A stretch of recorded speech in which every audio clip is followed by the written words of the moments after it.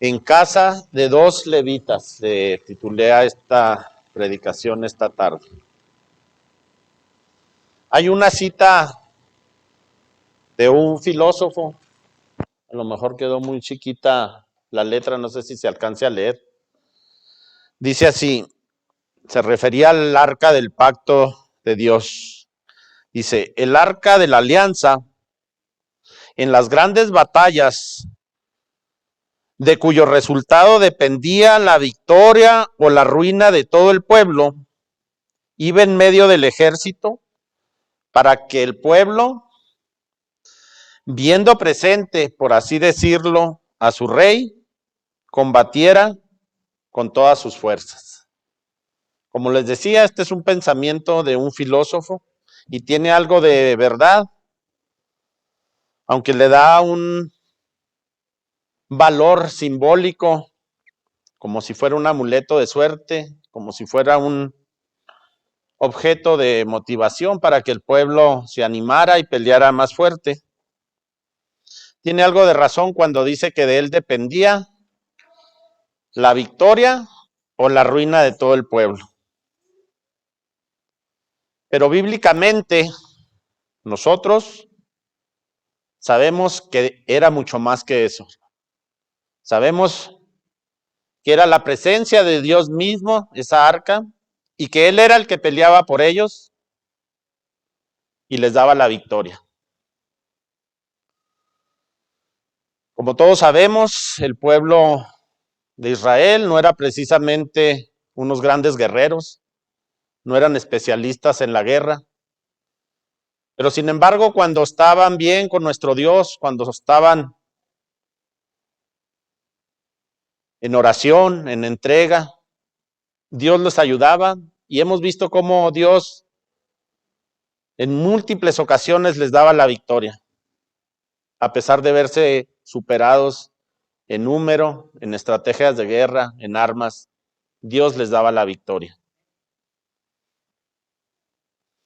Pero ¿qué pasa si en ocasiones el mismo pueblo le daba ese valor a el arca de Dios que le dio este filósofo, de verlo nomás como un simple amuleto de suerte, como un simple objeto de motivación para ellos y pelear con todas sus fuerzas, sin creer firmemente en sus corazones que Dios era el que les daba esa victoria?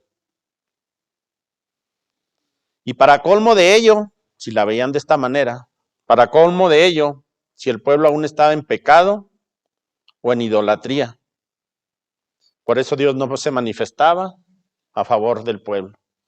Como lo vamos a ver a manera de introducción en este tema, cómo el pueblo de Israel trajo en medio de ellos el arca de Dios, en medio de las batallas que tenían en ese tiempo en contra de los filisteos. Y a pesar de que la traían en medio de ellos, el arca, en medio de la guerra, Dios no se manifestó a favor de ellos en una de las batallas y cayeron como 30,000 hombres muertos del pueblo de Dios. Y no solo eso, los filisteos les robaron el arca y se apoderaron de ella, se la llevaron con ellos. Los filisteos la tuvieron por 7 meses en su poder, en los cuales Jehová se manifestó con gran ira en contra del pueblo filisteo, en contra del pueblo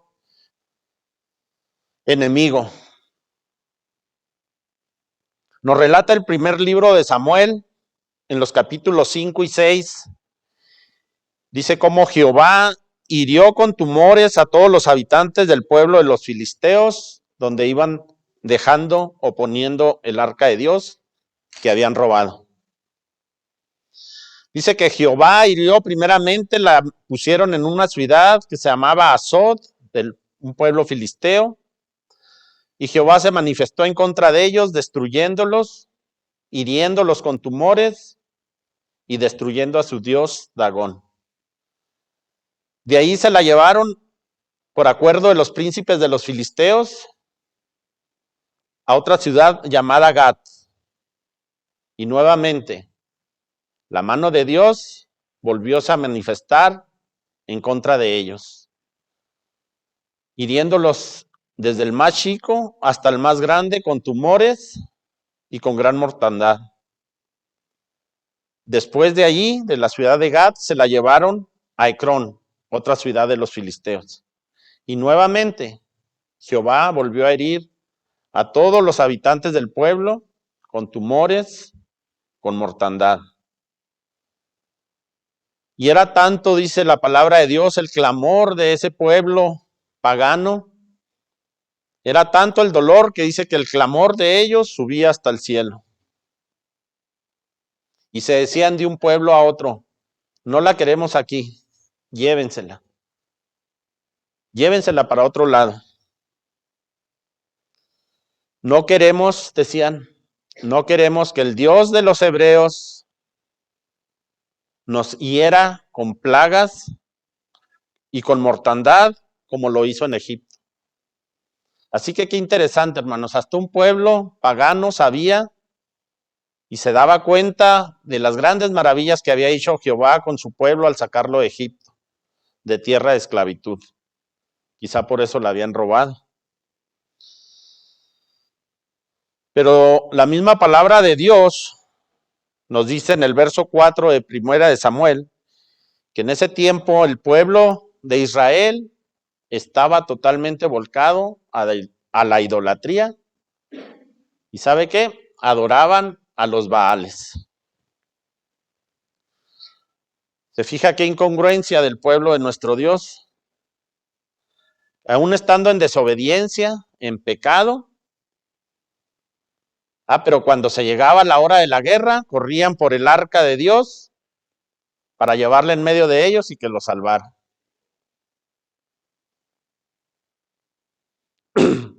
Hay una estación de radio en las mañanas que por mi trabajo que ando manejando escucho a menudo. Y es costumbre de locutor ya decir o preguntar. El programa se trata de que la gente llame y dé su opinión. Y es costumbre ya del locutor preguntar a la persona que llama. Mi amigo, mi amiga, ¿de qué parte nos habla? ¿No? Pues de tal parte de California, de Texas, etcétera, ¿no? Y les dice el locutor, ¿y de qué parte es originario? La persona contesta, ¿verdad? Bueno, pues un ejemplo, ¿verdad? De Fresnillo, Zacatecas. Y es costumbre del locutor decir, un día salí de Fresnillo, Zacatecas, pero Fresnillo, Zacatecas nunca salió de mí. Y es exactamente lo que le había pasado al pueblo de Dios. Habían salido de Egipto, pero el pecado y la idolatría nunca salieron de ellos. Y eso nos enseña para nosotros hoy en día, hermanos, que tenemos que tener un gran cuidado. Gloria a Dios que salimos de nuestra vida pasada, del estilo de vida que llevábamos. Pero tenemos que preguntarnos a diario, ¿ha salido realmente aquel pecado que tenía en mí o todavía lo traigo conmigo?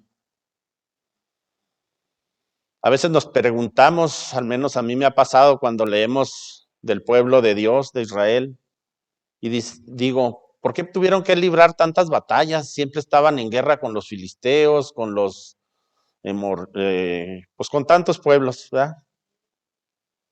Digo, ¿por qué tendrían que estar o por qué tendrían que librar tantas batallas? Pero es igual ahora para nosotros, hermanos. Hoy para nosotros también, a diario.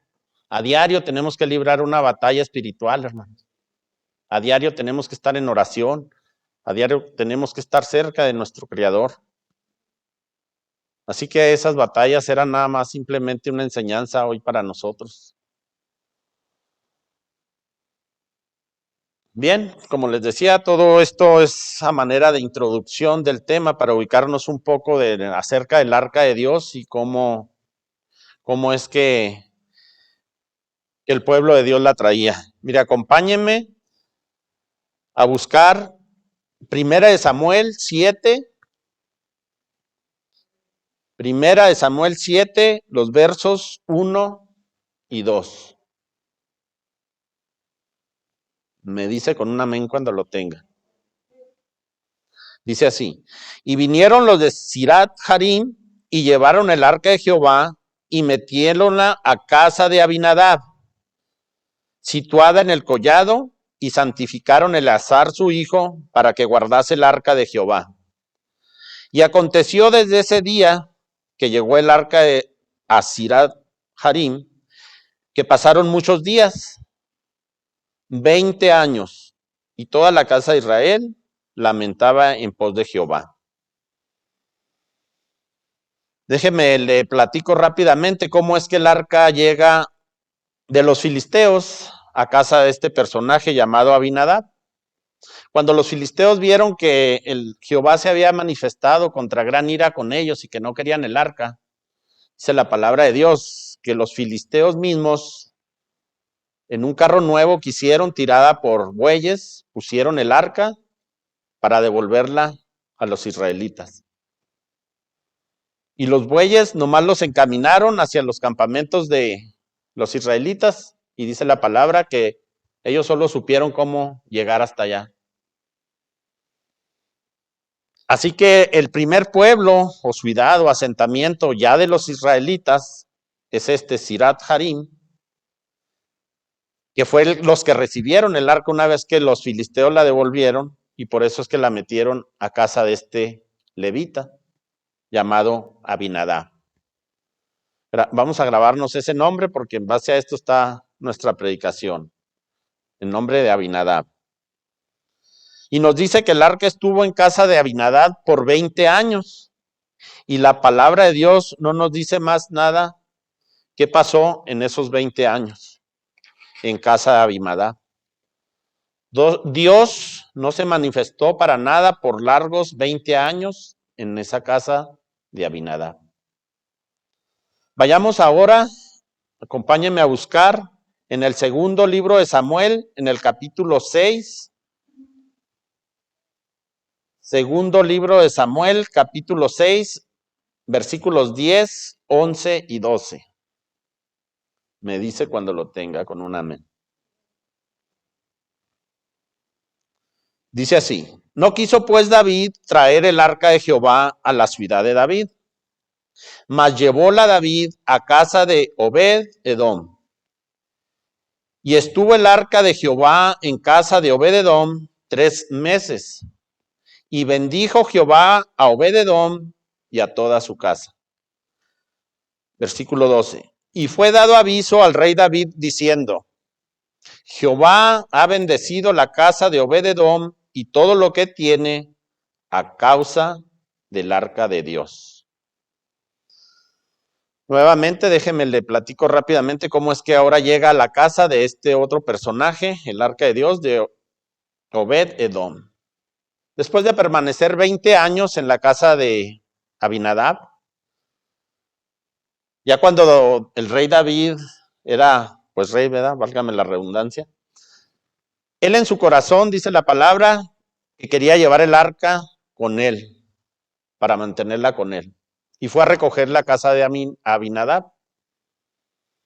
Dice que hicieron un carro nuevo, la pusieron en él, con 2 bueyes que la tiraran, y 2 hijos de Abinadab, uno de ellos llamado Uz, iban guiando el carro. Y nos relata la palabra de Dios que por allí en una zanja, en un hoyo, algo que había de tropiezo para la carreta, los bueyes, se la dio y el arca quiso caer y el hijo de Abinadab la tocó para que no cayera y en ese instante cayó muerto el hijo de Abinadab. En Primera de Crónicas 15, que no vamos a buscar, nos dice cómo es que el arca debía de ser transportada. Solamente los levitas podían llevarla. También en el libro de Números nos relata cómo Dios había advertido al pueblo diciendo: no tocarás cosa santa porque morirás. Así que David se da cuenta del gran error que iba cometiendo. Primeramente al llevar el arca transportada de esa manera. Y debido a eso es que se detiene su viaje y la pone en casa de este otro personaje, Obed-edom. Digamos, la puso allí mientras decidía qué hacer para llevarla con él. Así que vamos a ver este cuadro con los dos ejemplos.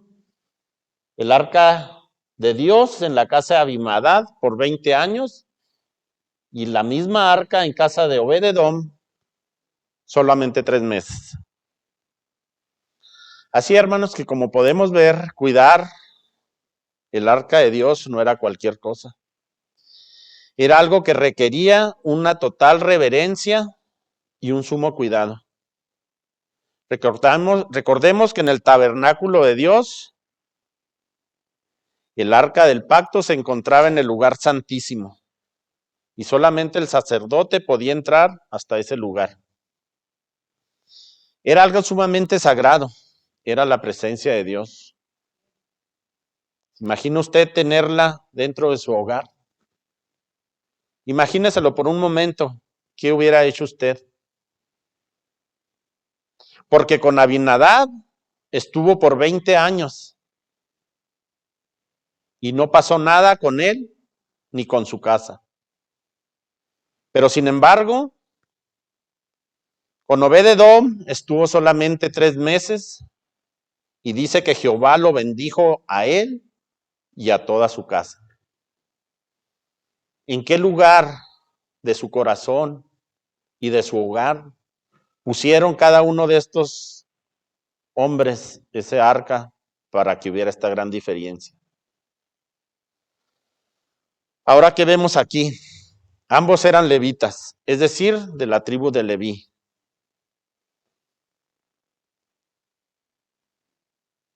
Obed-edom era portero del tabernáculo de Dios.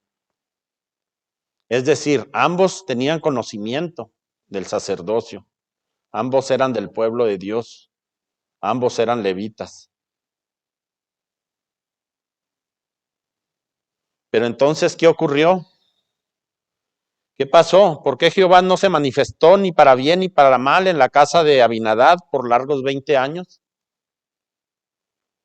En cambio, en solo 3 meses que permaneció en casa de Obed-edom, Jehová se manifestó de gran manera, bendiciéndole a él y a toda su casa, todo lo que tenía y todo lo que hacía. Y lo importante de esta historia no termina aquí solamente, sino que ahora vemos cómo trasciende a nuestras vidas. Y cómo esta historia nos representa hoy en día a nosotros. Número 1, 2 tipos de cristianos. Número 2, 2 tipos de hogares. Y número 3, 2 tipos de iglesias. Vamos a ver el primer punto, 2 tipos de cristianos. Acompáñenme a buscar Génesis 4, 3 y 5. Génesis 4, 3 al 5.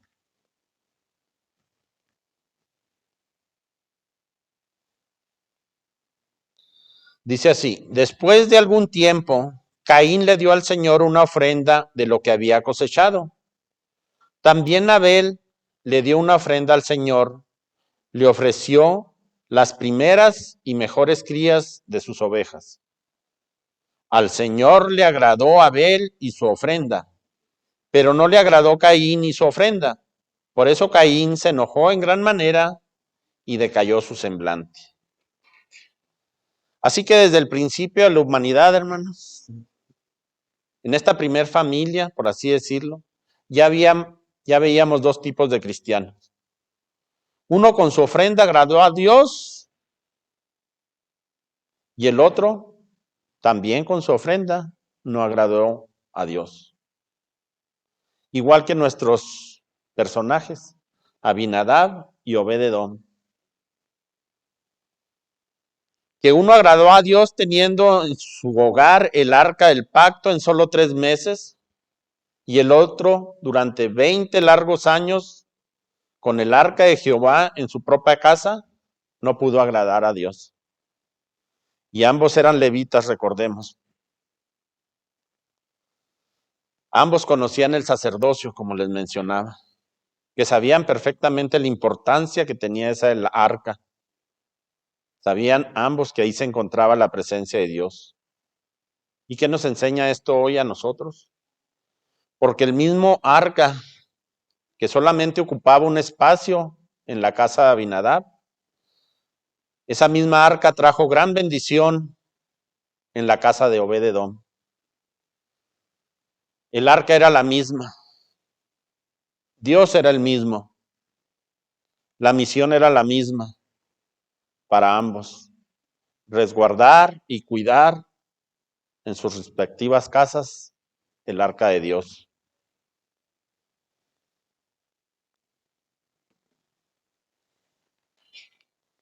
Pero no pasó cosa buena en casa de Abinadab. Sin embargo, todo lo bueno sucedió en casa de Obed-edom en solo 3 meses. Ahora nosotros analicémonos como cristianos, nuestro aspecto individual.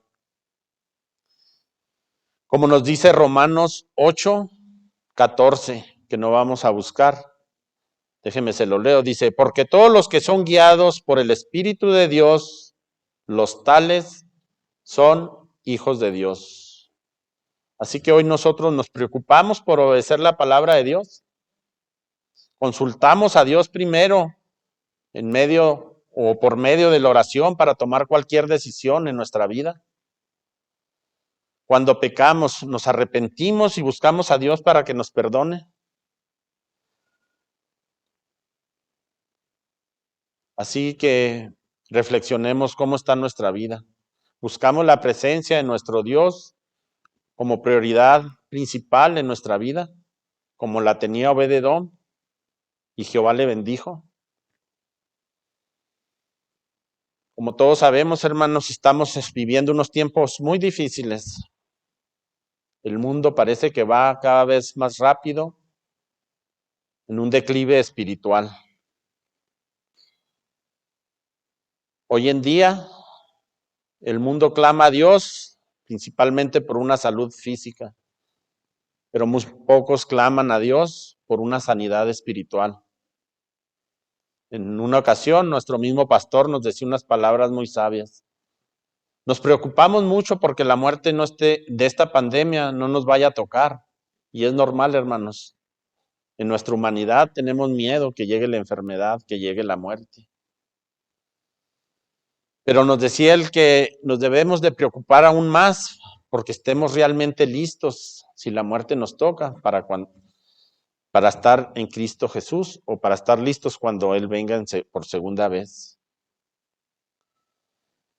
El mundo necesita conocer verdaderamente al Dios de las Escrituras para obedecerle y adorarle como Él se merece, en espíritu y en verdad, con actos de obediencia y una entrega total.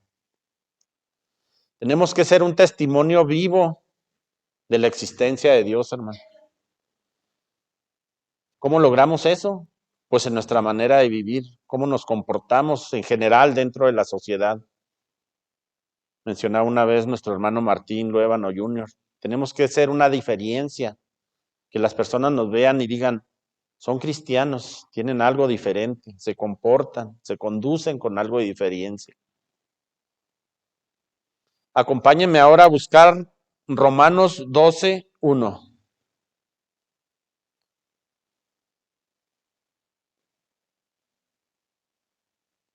Romanos 12:1. Un texto que esta mañana estuvimos viendo y estudiando en la escuela sabática, que estuvo, por cierto, muy interesante, muy bonita, con mucho aprendizaje. Dice así, así que hermanos, os ruego por las misericordias de Dios que presentéis nuestros cuerpos en sacrificio vivo, santo, agradable a Dios, que es vuestro racional culto. Así, hermanos, que nosotros en fe, gloria a Dios, ya aceptamos a Cristo, ya nos bautizamos, ya dimos nuestro testimonio de fe, pero ahora ¿qué sigue como cristianos? Porque esto no es el todo, hermano. No debemos quedarnos solo con eso. Sí, gloria a Dios que dimos ese paso y que Dios nos rescató, que le aceptamos. Pero ahora también tenemos que vivir una realidad. Tiene que haber una verdadera transformación en nuestro ser, primeramente en nosotros. Una verdadera transformación, una verdadera conversión. Es lo que nos debe preocupar para dar un testimonio de una verdadera adoración. El primer paso empieza con uno mismo. Antes de empezar en la escuela, en la iglesia, en la casa, tenemos que empezar con esa transformación nosotros mismos. Así como dice en Romanos, todo ese capítulo está muy bonito. Les recomiendo que si tiene tiempo lo lea en casa. Nos habla de 14 características, hermanos, ahí en Romanos 12, 14 características para desarrollar un verdadero carácter cristiano. Pero no solamente leerlas o aprendérnoslas de memoria, sino que nuestras acciones demuestren que las conocemos. Y claro, que no las vamos a poder a lo mejor desarrollar todas al 100%, ¿verdad? Habremos unas personas que batallaremos más en unas cosas que en otras. Y es ahí cuando le tenemos que pedir a Dios con humildad que nos ayude en nuestras debilidades y que nos llene de su presencia. Recordemos que nuestra salvación es personal. Podemos venir cada semana a la iglesia, ocupar un lugar, a lo mejor por 20 años, como estuvo esa arca ocupando un lugar en casa de Abinadab, y oír la palabra de Dios y aprender y saberla, pero no dar fruto. Y Dios quiere hogares, individuos como Obed-Edom, que den fruto. Vayamos ahora a ver el número 2, dos tipos de hogares. Ahora veamos, ya vimos de manera individual, ahora analicémonos en nuestros hogares. En base a estos dos ejemplos de la casa de Abinadab y la casa de Obed-Edom.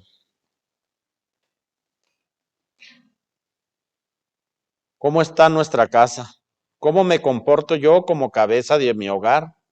¿Cómo son mis actos ante mi esposa, mis hijos, mis nietos, mis familiares, mis vecinos, mi visita que llega? ¿Dónde tengo el arca de Dios en mi casa? ¿Dónde la he colocado? ¿Dónde veo yo la presencia de Dios? Porque si bien es cierto que ya no necesitamos un símbolo literal, como fue el arca, para darnos cuenta de la presencia de Dios, Jesucristo, con su sacrificio y muerte, vino a poner esas leyes dentro de nuestros corazones.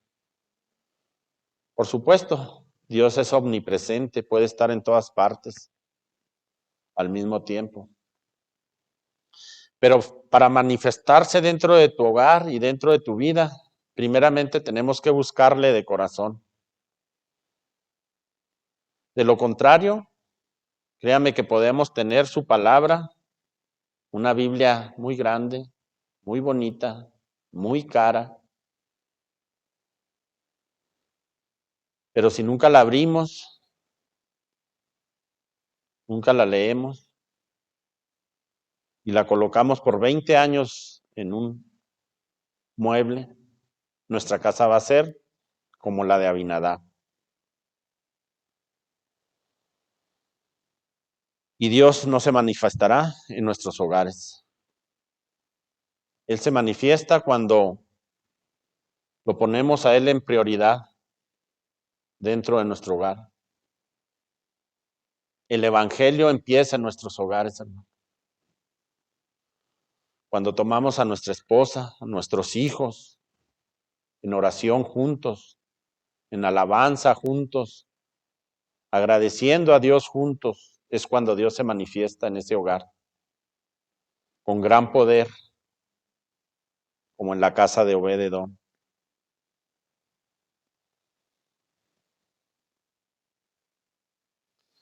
Son tiempos muy difíciles, como les decía, quizá los últimos, y aún así las personas no buscan a Dios.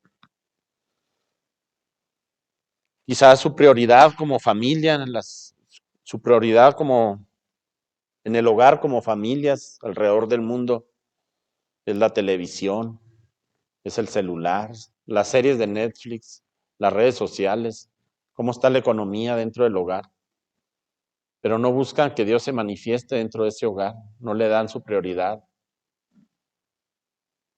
No colocan esa presencia de Dios primordialmente en medio de ellos. Y Dios quiere más hogares como los de Obed-edom. Es muy triste que muchas veces como hogares cristianos no hemos entendido la importancia del sacrificio de Jesús. Y se nos olvida que a través de su sangre, Él nos perdona para que nos limpiemos y acudamos a Él en todo momento en que nuestro hogar esté siendo como el de Abinadab. Él nos ayude a cambiar y podemos ser que nuestro hogar cambie a un hogar como el de Obed-edom. Hogares que tengan la presencia de Dios en un lugar muy especial y primordial. Que estudien su palabra y que mediten en ella de día y de noche. Que sea una delicia, como nos dice el salmista, para ser como árboles plantados junto a corrientes de agua viva y que podamos dar fruto. La familia es la primera institución creada por Dios. Por lo tanto, es la que más ha sido atacada en todos los tiempos por el enemigo. Es por eso que tenemos que poner prioridad, atención en ella. Si mantenemos a Dios en medio de nuestra familia, créeme que allí hay unidad y ahí se manifestará Dios. Dice su palabra que cuando dos o más se unen para alabar su nombre, ahí está Él. El enemigo ha buscado individualizar a las familias, a los hogares. Es decir, que dentro del mismo hogar, dentro de la misma familia, no compartamos la misma fe, que no compartamos tiempo en oración, que no compartamos esa armonía juntos de estar con Dios, que no pasemos tiempo juntos adorando a Dios como familia. El enemigo busca individualizar las cosas dentro del hogar. Y es primordial poner en primer lugar esa presencia de Dios, ese arca. Tristemente, muchos hogares alrededor del mundo han sacado a Dios de su hogar y le han dado lugar a lo que pervierte, destruye y corrompe. Y prueba de esto es lo que acabamos de vivir debido a esta pandemia en el confinamiento. Vemos cómo, debido al confinamiento de estar todos en casa, comentaba mi hermano Reyes en la mañana en la escuela, es cierto, lejos de venir a hacer una bendición y decir, bueno, pues vamos a compartir tiempo juntos como familia, adorando a Dios, aprendiendo de la palabra de Dios. Tristemente aumentó la violencia intrafamiliar, esposo contra esposa, viceversa, hijos contra padres, padres contra hijos. Un aumento, como les decía, de la violencia intrafamiliar, un aumento del estrés, de la depresión. Así que lejos de venir a ser una bendición, estar juntos, para muchas familias vino a ser un gran problema. Hermanos, ahora tenemos un reto espiritual dentro de nuestros hogares. Como consecuencia de esta pandemia, les decía, los viernes ya no podemos asistir físicamente aquí al templo. Pero como bien nos dice nuestro pastor y nos hace la invitación, no ocupemos ese tiempo en otras cosas, sino dediquémoselo a Dios, a escuchar las predicaciones, a su palabra, a orar juntos como familia. Se nos ha hecho la invitación que todos los días, entre semana, a las 9 de la noche, nos juntamos en oración, porque estamos en gran necesidad, hermanos, como individuos, como hogares y como iglesia. Y no es fácil, hermanos, no es fácil, no es a manera de crítica hacia nadie ni nada. Yo en lo personal, debido a mi trabajo, batallo con eso, le voy a ser sincero. Debido a que no tengo un jefe que me diga, o un horario fijo que me diga cuándo empezar y cuándo parar. A veces los viernes me han dado las 10 de la noche trabajando y yo sé que estoy mal. Pero a pesar de eso, hermano, sacamos excusas y uno dice, al menos en mi caso, en ocasiones digo, híjola, yo sé que debería estar adorando a Dios aunque no esté abriendo el templo, yo sé que ya es viernes a las 7 de la tarde, ya no debo andar trabajando, no va a hacer mi negocio, ya empezó el sábado. Pero a veces en nuestro raciocinio humano decimos, bueno, pero Dios sabe que estoy en necesidad. ¿Realmente estamos en esa necesidad? Me pregunto yo.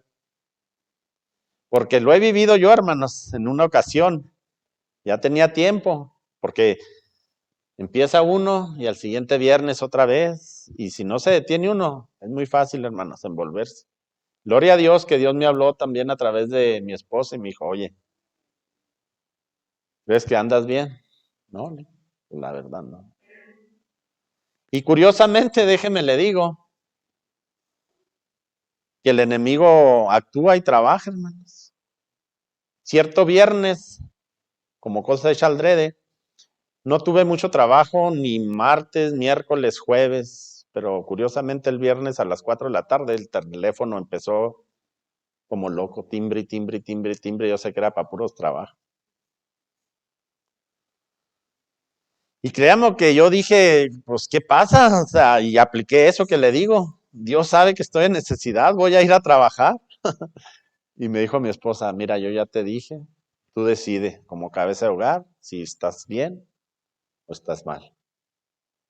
Y me acuerdo de sus palabras y le digo, y déjeme le digo por qué estoy seguro que Dios me habló a través de ella, porque me dijo, ten fe, si no lo haces hoy viernes, Dios te bendecirá entre semana. Bueno, pues me calmé, oramos juntos, acepté mi error, me arrepentí. Y no es mentira, hermanos. El lunes siguiente, como a las 4 de la tarde, sin esperarlo yo.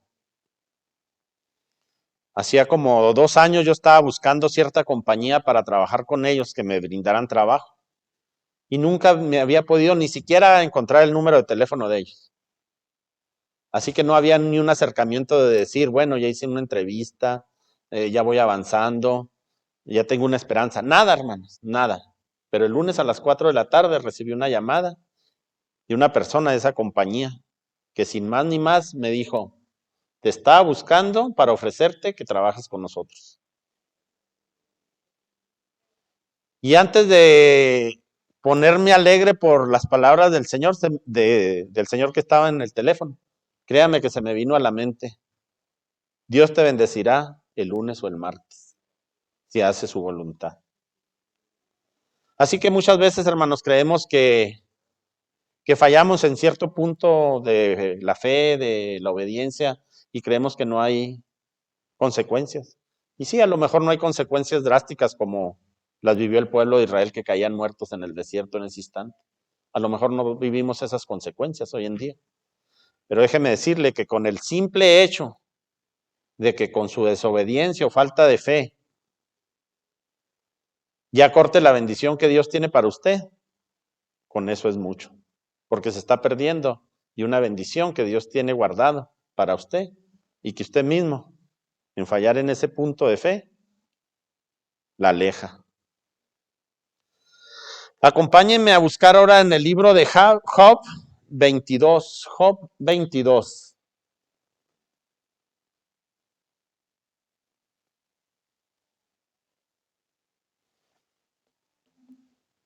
Job 22 del versículo 23 al 26.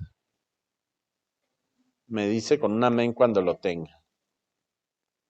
Dice así: si te humillares y te vuelves al Todopoderoso y alejas al mal de tu casa, y si miras aún el oro más precioso, como si fuera polvo, como piedras del arroyo, el Todopoderoso será entonces tu oro y tu plata. Será tu abundancia. Él será tu alegría y podrás mirarlo con confianza. Nunca había, a pesar de haber leído la Biblia, nunca había encontrado este versículo y me pareció sumamente bonito e interesante, porque aquí está la clave de muchas cosas, hermanos. Primeramente nos dice que nos tenemos que humillar ante Dios. Y luego dice, y si te vuelves al Todopoderoso, y aquí está una gran clave, y alejas al mal de tu casa. ¿Cómo vamos a alejar el mal de nuestra casa, hermanos?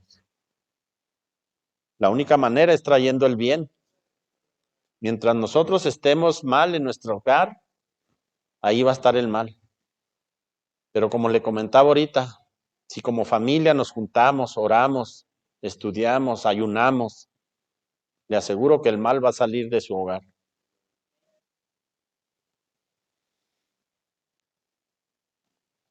Sin duda alguna, si sacamos el mal de nuestro hogar y ponemos el bien, sin duda alguna seremos un hogar como el de Obed-Edom. Vamos a ver ahora el punto número 3, dos tipos de iglesia. Así que ya vimos a Dios en nuestra casa, con su presencia. Ahora veámonos a nosotros en la casa de nuestro Dios, en la iglesia. Acompáñenme a buscar 1 de Timoteo 3:15.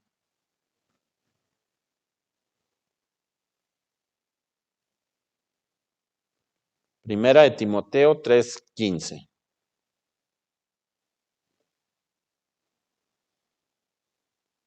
Dice así: y si no fuera tan presto para que sepas cómo te conviene conversar en la casa de Dios, que es la iglesia del Dios vivo, columna y apoyo de la verdad. Hermanos, hagamos conciencia ahora cómo está nuestra vida en la iglesia. Ya vimos cómo está en lo individual, cómo está en mi hogar, ahora cómo está en la iglesia. Siendo nuestra iglesia una parte fundamental para sostener la verdad, que es la palabra de nuestro Dios. Esta semana también me tocó ir en un programa, un dato alarmante, por así decirlo. Un dato que decía que durante esta pandemia, en el año 2020 y en el año 2021, se cerraron solamente en Estados Unidos 20,000 iglesias el 2020 y 20,000 iglesias el 2021. O sea, que en 2 años en total se cerraron 40,000 iglesias. No sé cuántas serían de la iglesia de Dios, espero que ninguna, ¿verdad? Y el dato no, lo alarmante no está en el dato que sean 40,000, hermanos. Lo que me llamó la atención es por qué cerraron esas iglesias. ¿Saben por qué cerraron? Porque después de la pandemia, las personas ya no quisieron volver a la iglesia.